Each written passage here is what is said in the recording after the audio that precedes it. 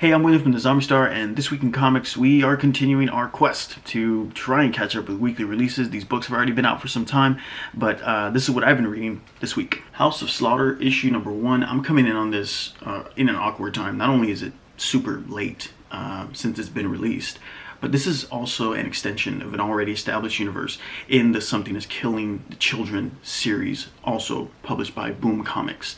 And I'm kind of coming in on issue 1 and kind of piecing the narrative together that way, because I have not read Something is Killing the Children. I know, horrible. But I intend to start here and kind of make my way into the universe, as House of Slaughter is set up as a prequel, or events way before what has already been established in Something is Killing the Children.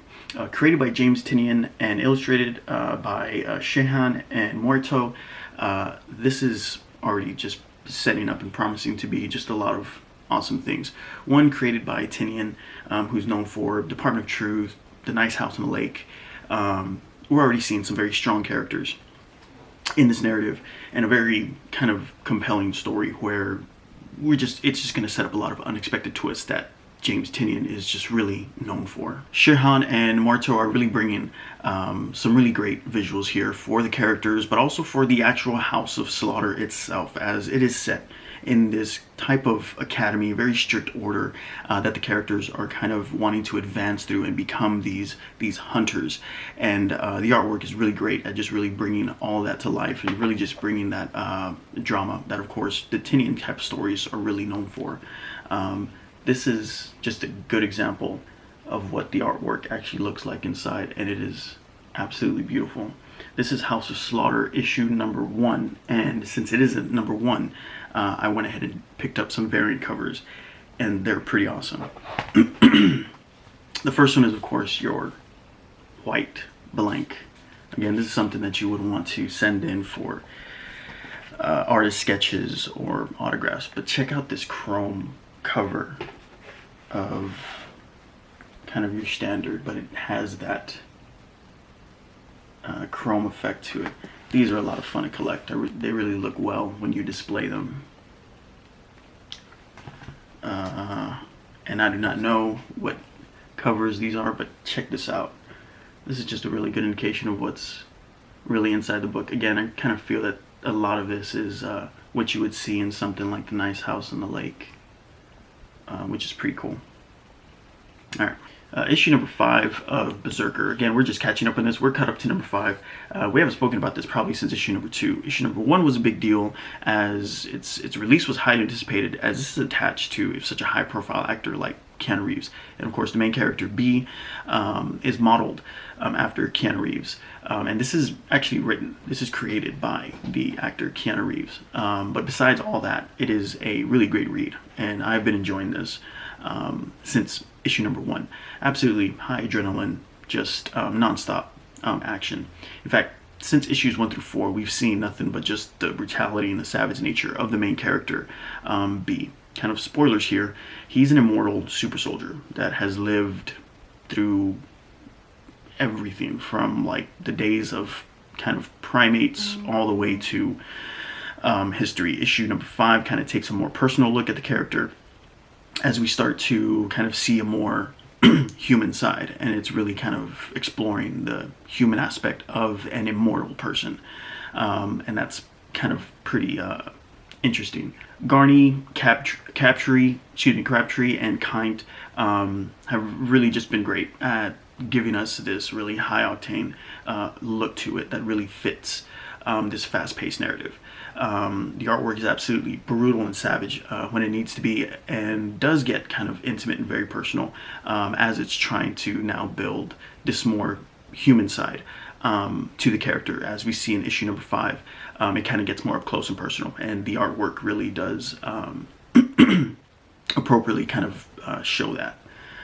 This is an early cover for BRZRKR, and this is just a lot of fun to read. Couldn't recommend this more. All right, Department of Truth, issue number 13.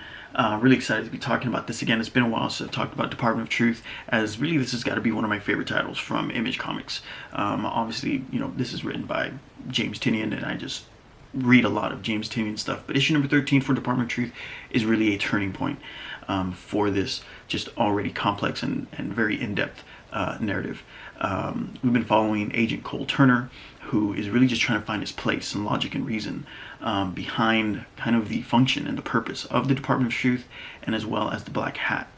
Since the early issues, he's really been led around down this just maze of conspiracies and just religious and political agendas that span through the world history, not just America's, by a very mysterious character, Hawks. And issue number 13 is kind of like this final showdown where there's just this awesome reveal and really just adds to the tension of already just a very kind of nail-biter of a series. I really praised the artwork for Department of Truth since issue number 1 as being very unique for the story, as out of everything that I read, the artwork in Department of Truth is a really just a standout part of what's great about this series, as it is deliberately distorted and overly exaggerated to really give you the feeling of deception and kind of everything not being exactly how it seems. And the artwork just does this,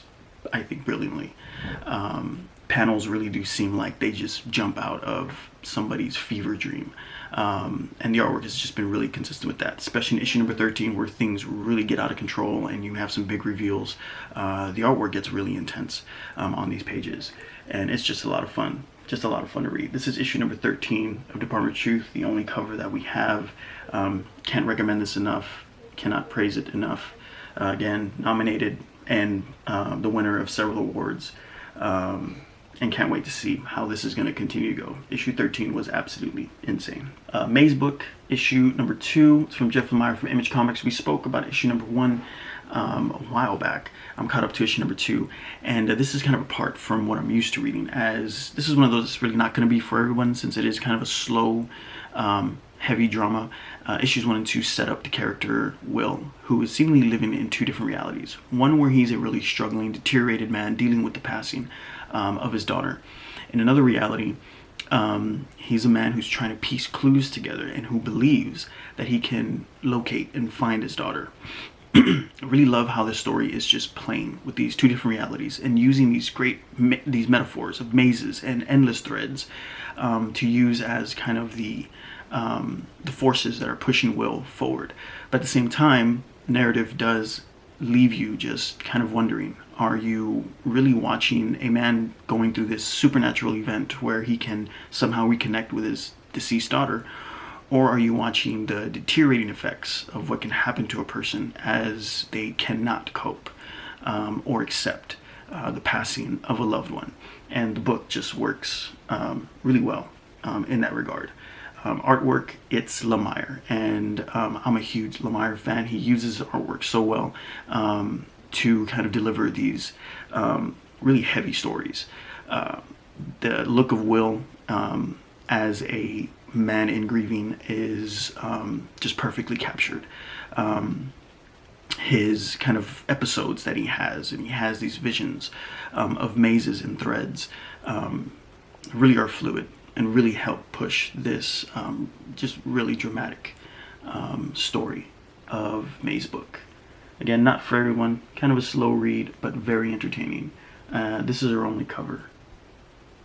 And that is it for this week in comics. Some awesome titles that I just could not recommend enough. This is what I've been reading for this week in comics. What have you guys been reading? Let me know what you guys think of these titles if you are reading them.